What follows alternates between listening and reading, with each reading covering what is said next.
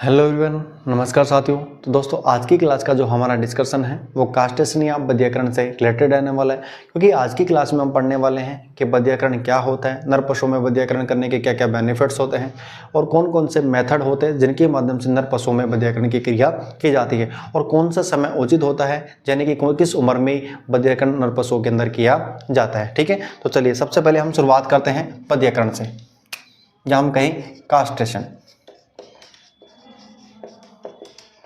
देखिए, कास्टेशन को हिंदी में क्या कहते हैं भी? बध्यकरण। तो सबसे पहले हम बध्यकरण को ही समझते हैं। बध्यकरण होता है क्या भी? जो नर पशु होता है, नर पशु के जो अंड ग्रंथियां होती हैं या हम कहें जो जनन ग्रंथियां होती हैं, उन्हें नष्ट करके जनन शक्ति विहीन बनाना नर पशु को क्या कहलाता है भाई? बध्यकरण कहलाता है। या इसके अलावा हम दूसरा कोई एग्जाम्पल लेते हैं, जैसे मान लीजिए किसी यंत्र या उपकरण के माध्यम से नर पशु की जो स्पर्मेटोजेनेसिस की जो प्रक्रिया है, यानी कि शुक्राणु निर्माण की जो प्रक्रिया है, उसे बंद करना ही क्या कहलाता है? बध्यकरण की क्रिया कहलाती है। ठीक है, यानी कि बध्यकरण नर पशुओं में क्यों किया जाता है, इसके क्या बेनिफिट्स होते हैं उसकी भी यदि हम बात करें, जैसे मान लीजिए कोई उत्तेजनशील जो एनिमल है या जो जानवर है, उसे शांत करने के लिए, ताकि उसको बोझ ढोने में काम में ली जा सके, या इसके अलावा अधिक मांस उत्पादन के लिए नर पशुओं में बध्यकरण की क्रिया की जाती है। तो सबसे पहले हम इसे नोट करते हैं कि नर पशु की अंड ग्रंथि एवं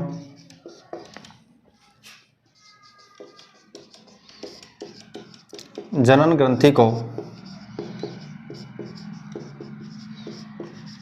नष्ट करके जनन शक्ति विहीन बनाना,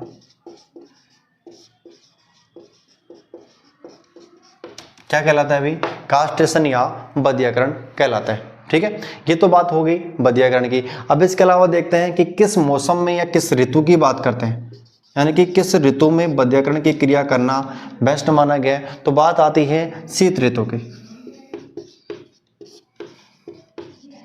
यानी कि शीत ऋतु में पशुओं में बध्यकरण की क्रिया करनी चाहिए। ठीक है, यानी कि जो सर्दियों का मौसम होता है, सर्दियों के मौसम में ही पशुओं में बध्यकरण की क्रिया की जाती है। ठीक है, इसके अलावा इसकी जो बेनिफिट्स हैं उनको भी हम नोट कर लेते हैं कि जो बध्यकरण के क्या फायदे हैं उनको भी हम नोट कर लेते हैं। नंबर 1,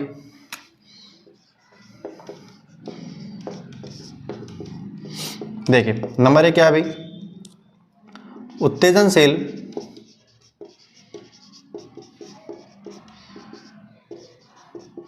जानवर को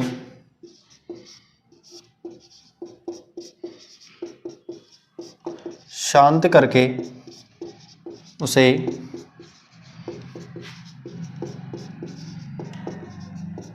बोझा ढोने में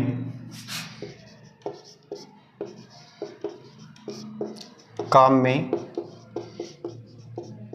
लिया जा सके। ठीक है, पहला तो बेनिफिट ही हो गया। सेकंड हम बात करते हैं अधिक मांस उत्पादन के लिए, अधिक मांस उत्पादन के लिए। तो ये तो हो गया इसके बेनिफिट, यानी कि उत्तेजनशील कोई जानवर है उसको शांत करके बोझा ढोने में काम में लिया जा सके, और दूसरा अधिक मांस उत्पादन के लिए नर पशु को क्या किया जाता है? बधिया किया जाता है। ठीक है, यानी कि हम कह सकते हैं कि नर पशु की जो प्रजनन क्षमता है या जो प्रजनन क्षमता है उसको ही क्या कर दिया जाता है? समाप्त कर दिया जाता है, जिसके माध्यम से वो संतान की उत्पत्ति नहीं कर पाता है। ठीक है, चलिए इसके अलावा नेक्स्ट हम देखते हैं कि कास्टेशन करने की कौन कौन सी विधियां होती हैं, यानी कि कौन कौन से मेथड होते हैं जिनके माध्यम से नर पशु को बध्यकरण किया जाता है। तो जैसे ही बात आती है मेथड की, तो इसके कितने मेथड होते हैं अभी? 3 टाइप होते हैं, 3 विधियां होती हैं, हम कहें 3 मेथड होते हैं इसके। तो पहला जो मेथड होता है वो कौन सा होता है अभी? रक्त विहीन मेथड। पहली जो विधि होती है कौन सी होती है? रक्त विहीन विधि। ठीक है, सेकंड हम बात करते हैं कि सेकंड विधि कौन सी होती है? चीरफाड़, या हम कहें सही शल्य क्रिया विधि। ठीक है, और तीसरी आती है रासायनिक विधि।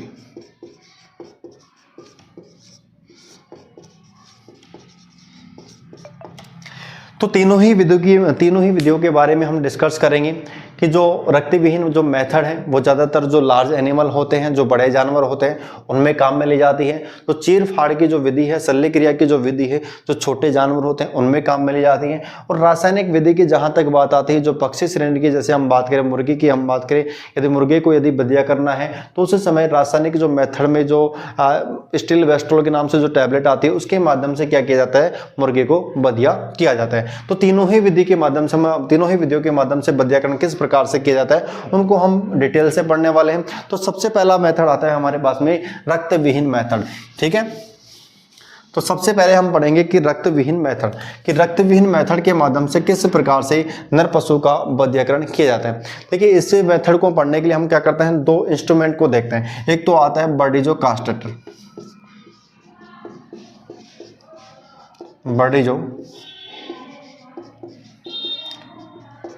कास्ट्रेक्टर, यानी कि एक तो इंस्ट्रूमेंट कौन सा आता है, बर्डिजो कास्ट्रेक्टर आता है। ठीक है, दूसरा आता है इलास्ट्रेक्टर, यानी कि दोनों ही इंस्ट्रूमेंट हैं। दोनों ही इंस्ट्रूमेंट के बारे में हम पढ़ेंगे कि इन जो उपकरण है, जो यंत्र है, इन दोनों यंत्रों के माध्यम से किस प्रकार से नर पशु का बधियाकरण किया जाता है, वो दोनों ही चीजें हम यहाँ पर देखने वाले हैं।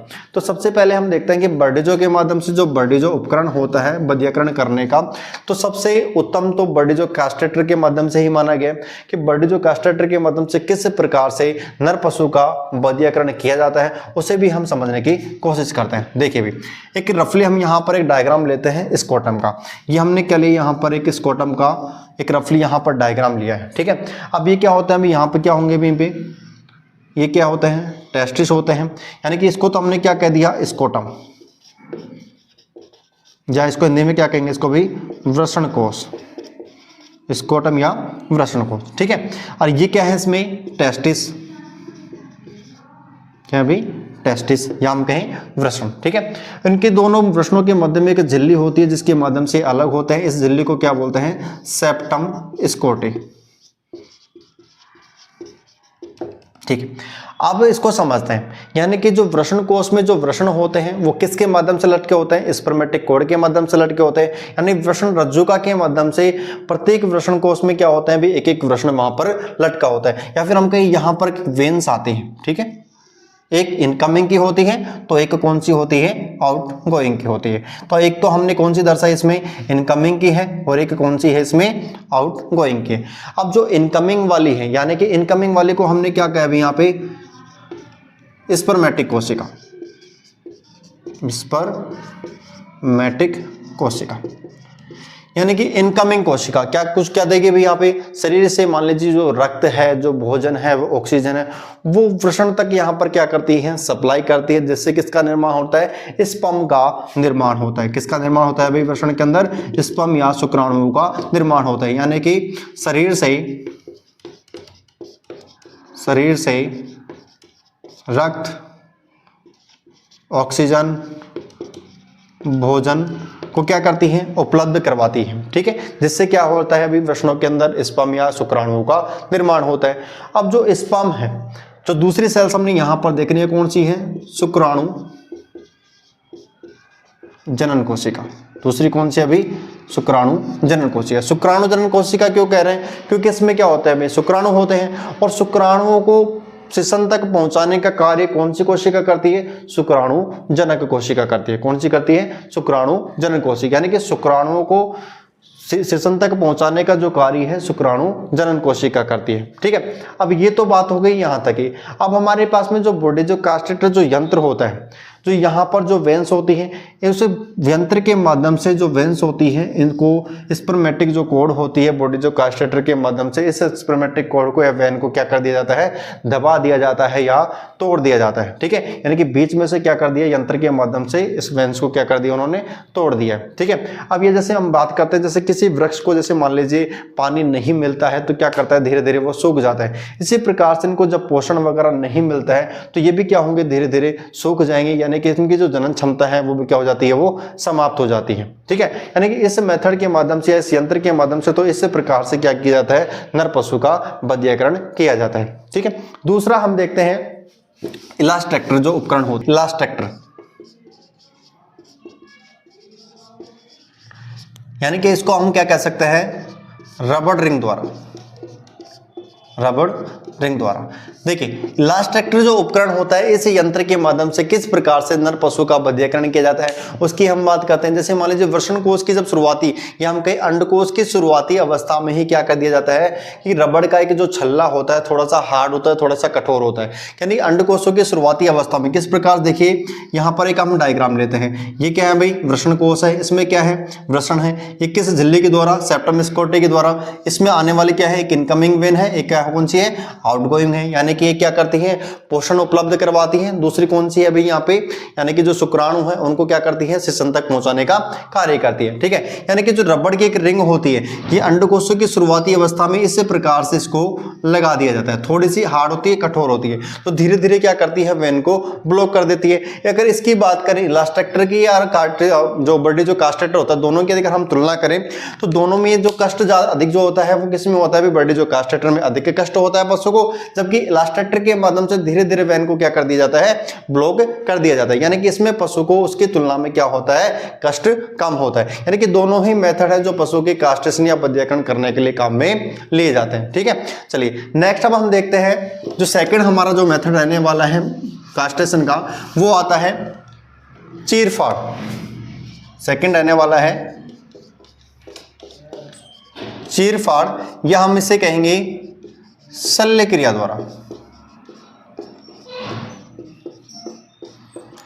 देखिए इस मेथड का जो यूज है ज्यादातर छोटे जानवर, हमने कहा कि छोटे पशुओं में, छोटे पशुओं में ज्यादातर काम में लिया जाता है।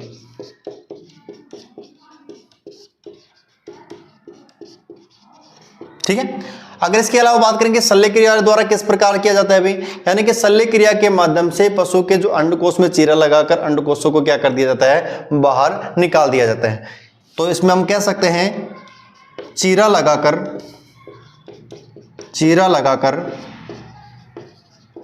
अंडकोश को बाहर निकाल दिया जाता है, बाहर निकाल दिया जाता है। ठीक है, तो ज्यादातर ये जो शल्य क्रिया की जो क्रिया है ये किस मौसम में की जाती है, तो बात आती है सर्दियों में। सर्दियों में इस विधि के माध्यम से बध्यकरण किया जाता है। यानी कि जो इसका ऋतु होता है, जो मौसम होता है, किस मौसम में शल्य क्रिया के माध्यम से जो छोटे एनिमल होते हैं, जो छोटे जानवर होते हैं, उनमें बध्यकरण की क्रिया की जाती है, सर्दियों के मौसम में किया जाता है। देखिए वर्षा ऋतु में हमें जो बध्यकरण की क्रिया है वो नहीं करनी चाहिए, क्योंकि वर्षा ऋतु में यदि करते हैं तो उसमें उस समय करने से संक्रमण की जो इन्फेक्शन होने की जो संभावना है वो पशु में अधिक होती है। ठीक है, थोड़ी सी कष्टदायक होती है छोटे पशुओं के लिए, है कि हम कह सकते हैं कि इस विधि के माध्यम से पशु को बध्या करने में पशु को अधिक मात्रा में क्या होता है, कष्ट होता है। ठीक है, चलिए ये तो बात हो गई कौन सी, चीरफाड़ या शल्य क्रिया विधि के द्वारा। और बात करते हैं कि शल्य क्रिया विधि के माध्यम जो कौन सा उपकरण, अगर हम इसमें उपकरण की भी हम बात करें कि कौन सा उपकरण इसमें काम में लिया जाता है, तो उस उपकरण का नाम आता है एमस्कुलेटर। यानी कि किस उपकरण की बात करते हैं कि उसकिस उपकरण के माध्यम से शल्य क्रिया के माध्यम से चीरा लगाया जाता है, तो नाम आता है एमस्कुलेटर।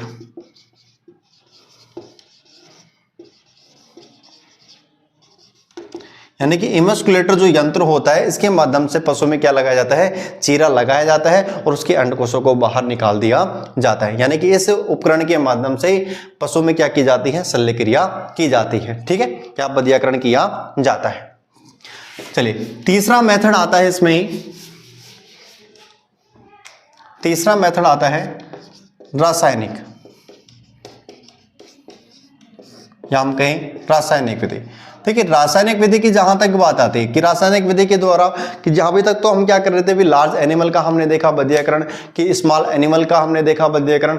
अब बात आती है कि रासायनिक विधि के द्वारा कौन से जानवरों का किया जाता है। यदि मान लीजिए कि पक्षी श्रेणी की जहां तक हम बात करते हैं, यदि मुर्गी का यदि हमें बध्यकरण करना है तो कौन सा मेथड हम काम में लेंगे, रासायनिक विधि के द्वारा हम काम में लेते हैं। यानी कि इस विधि के माध्यम से मुर्गी का बध्यकरण किया जाता है। तो हम लिख सकते हैं यहाँ पे कि इस विधि के माध्यम से, इस विधि के माध्यम से विधि के माध्यम से मुर्गे का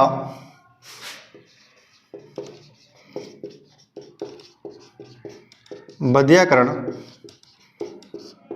किया जाता है। अब देखिए किस प्रकार से किया जाता है मुर्गे का बधियाकरण, कि उसकी जो गर्दन पर क्या किया जाता है, एक चीरा लगाया जाता है और गर्दन पर चीरा लगाने के बाद में उसमें एक टैबलेट रखी जाती है और टैबलेट का नाम क्या आती है, टैबलेट की यदि हम बात करें कि कौन सी टैबलेट आती है तो स्टिल्बेस्टोल,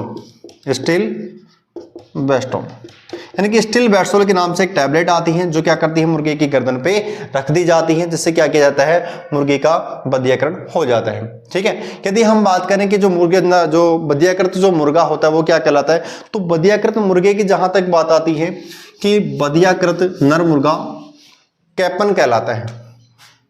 हम यहाँ पे नोट लगा के लिख भी सकते हैं कि बधियाकृत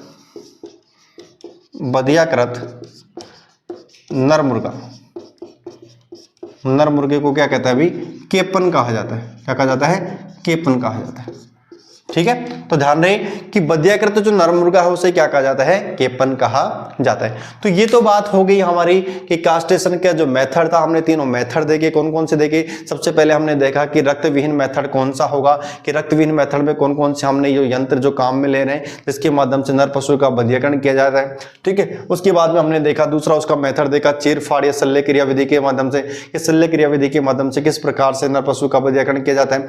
और उसके बाद में देखा तीसरा मेथड हमने रासायनिक मेथड, कि रासायनिक जो मेथड या रासायनिक विधि के माध्यम से किस पक्षी श्रेणी का हम बात की नर मुर्गे का जो बधियाकरण है वो किस प्रकार से किया जाता है, या कौन सी टैबलेट वहां पर काम में ली जाती है। ठीक है, इसके अलावा हम देखते हैं कि जो बधियाकरण है और जो टीजर बुल है, एक तो हमने देखा बधियाकरण, ठीक है, और दूसरा हम देख रहे हैं नसबंदीकृत पशु, नसबंदीकृत नर पशु। यदि हम दोनों की ही बात करते हैं कि दोनों में अंतर क्या है, देखिए जहां तक बात आती है बधियाकरण में हमने क्या किया, अभी इनकमिंग और आउटगोइंग जो दोनों जो वेंस थी हमने क्या किया था, दोनों को, जैसे मान लीजिए थोड़ा सा वापस से एक बार समझते हैं। जिस प्रकार से ये क्या है अभी, वृषण है, वृषण कोश है, यहाँ पर क्या है अभी टेस्टिस है, ये क्या आ रही है स्पर्मेटिक, या हमने कहा सेप्टम स्कोटी। ठीक है, यहाँ पर क्या आ रही है, वेंस आ रही है, एक इनकमिंग की है दूसरी आउटगोइंग की है। देखिए यहाँ पर हमने क्या किया था, एक तो जो इनकमिंग की थी जो क्या कर रही है, पोषण प्रदान कर रही है, ऑक्सीजन, भोजन या ब्लड की जो सप्लाई है वो क्या कर रही है, यहाँ पर पहुंचा रही है, शुक्राणु को यहाँ पर क्या हो रहा है, निर्माण हो रहा है। ठीक है, लेकिन हमने इस सप्लाई को हमने नहीं रोका है, लेकिन यहाँ पर जो स्पर्म है, जो शुक्राणु का जो निर्माण हुआ है, वो शुक्राणु जो शिशन तक के पहुंचाने की जो क्रिया कर रही है आउटगोइंग जो है, इसको हम क्या कर देते हैं भाई, यहाँ पर क्या कर देते हैं, ब्लॉकेज कर देते हैं। किस माध्यम में, नसबंदीकृत नर पशु में। ठीक है, यदि हम बात करते हैं कि बधियाकरण के दौरान यहाँ पर जो दोनों ही वेंस होती हैं स्पर्मेटिक कोड के माध्यम से, हम कहें कि कंप्लीट रूप से स्पर्मेटिक कोड को ही क्या कर दिया जाता है, बांध दिया जाता है। यानी कि ये तो क्या कहलाएगा, दोनों ही वेन को हमने यहाँ पर बांध दिया, यानी कि जो इनकमिंग की है या आउटगोइंग के जो पोषण दे रही है या पोषण को या स्पर्म को जो लेके जा रही है, दोनों ही वेन को हम क्या कर देते हैं, यहाँ पर बांध देते हैं। वो तो क्या कहलाता है, पशु बधियाकरण किया हुआ पशु कहलाता है। लेकिन जो नसबंदीकृत जो नर पशु है, नसबंदीकृत नर पशु के अंदर जो यहाँ से जो शुक्राणुओं को लेके जा रही है, शिशन तक या पेनिस तक जो लेके जा रही है वेन, उसको ही क्या कर दिया जाता है, यहाँ पर क्या कर दिया जाता है, अभी बांध दिया जाता है या बंदीकृत किया कर दिया जाता है। ठीक है, तो वो क्या कहलाता है, नसबंदीकृत नर पशु कहलाता है। क्या इस पशु को हम टीजर बुल के नाम से भी जानते हैं, किस नाम से, टीजर बुल। देखिए अब बात आती है जो टीजर बुल होता है, टीजर बुल का यूज ज्यादातर कहाँ पे किया जाता है। देखिए टीजर बुल का जो यूजेज है, टीजर बुल का जो उपयोग है, या ताव में आने वाली जो मादा पशु है, या हम कहें ताव में आने वाले जो गाय हैं, उनका पता लगाने के लिए टीजर बुल का यूज में लिया जाता है। अब देखिए किस प्रकार से टीजर बुल को यूज में लिया जाता है उसकी भी यदि हम बात करते हैं, कि देखिए जैसे बात करते हैं, मान लीजिए एक कोई व्यापारी है या कोई पशुपालक है जो कि पशु की बात करें कि 100 से अधिक जिसके पास में पशु हैं। अब मान लीजिए जिसके पास में 100 से अधिक पशु हैं और कुछ पशु की मान लीजिए वहाँ पे बोलने की आशंका है, हमको कुछ पशु हेट में है, तो एक साथ तो पता नहीं लग पाता है कि कौन सा पशु बोल रहा है, कौन सा नहीं बोल रहा है, कौन सा रंभार है, कौन सा ताव में आया हुआ है। तो उन पशु की पहचान करने के लिए किसको रखा जाता है, टीजर बुल को रखा जाता है। किसको रखा जाता है भाई, टीजर बुल को रखा जाता है। आप देखिए कि टीजर बुल को किस प्रकार से ताव में आने वाले पशु का कैसे पता लगाया जाता है, भाई टीजर बुल किस प्रकार से यूज में लिए जाते हैं। आप देखिए ताव में आने वाले जो हिटिंग में आने वाले जो पशु है उनको पता लगाने के लिए किस पशु को यूज में लिया जाता है, भाई टीजर बुल को यूज में लिया जाता है। आप किस प्रकार से देखिए, जैसे कोई फार्म है, भाई फार्म में क्या है, भाई 100 से अधिक गाय हैं। अब 100 से अधिक गाय हैं तो सभी के लिए एक टीजर बुल, या हम कहें कि एक बुल तो काफी नहीं होगा, तो हमने यहाँ पर एक रेशो रखा हुआ है, यानी कि जैसे मान लीजिए कि 10 गायों पर एक टीजर बुल की आवश्यकता होती है। कैसे होते भी, यानी कि 10 गायों पर क्या होगा, एक टीजर बुल। यानी जैसे मान लीजिए क्या होता है कि फार्म के अंदर टीजर बुल को छोड़ दिया जाता है। मान लीजिए जैसे कि 100 से अधिक की गाय हैं तो 1 से यानी कि 100 गायों के लिए कितने बुल की आवश्यकता होगी, यहाँ पे 10 टीजर बुल की आवश्यकता होगी। अब इन बुल के अंदर क्या कर दिया जाता है, मान लीजिए जैसे फार्म के अंदर हम छोड़ते हैं कि जो छाती होती है वहां पर क्या लगाई जाती है, नीले रंग की शाई लगा दी जाती है। ठीक है, जैसे ही पशु गाय जो मादा पशु जो ताव में आता है तो ये क्या करता है, टीजर बुल पे माउंट करता है। ठीक है, ये क्या करता है, उन पे माउंट करेगा। जैसे ही माउंट करता है उसकी छाती पर जो हमने नीले शाही वाला जो रंग लगाया है वो क्या लग जाता है, उन पशुओं की जो पीठ है उन पर आके वो लग जाता है, जिससे जो पशुपालक है वो पहचान कर लेता है। ठीक है, पशुपालक उनकी पहचान कर लेते कि कौन कौन सा जो पशु है, जो गाय है वो हीट में आई हुई है, कौन कौन सी गाय हीट में नहीं आई हुई है, तो उनकी पहचान आसानी से की जा सकती है टीजर बुल के माध्यम से। ठीक है, अब देखते हैं नेक्स्ट कि इनकी जो उम्र होती है कि किस उम्र में बधियाकरण करना ही ठीक रहता है। तो सबसे पहले हम बात करते हैं बछड़े की, कि विभिन्न पशुओं में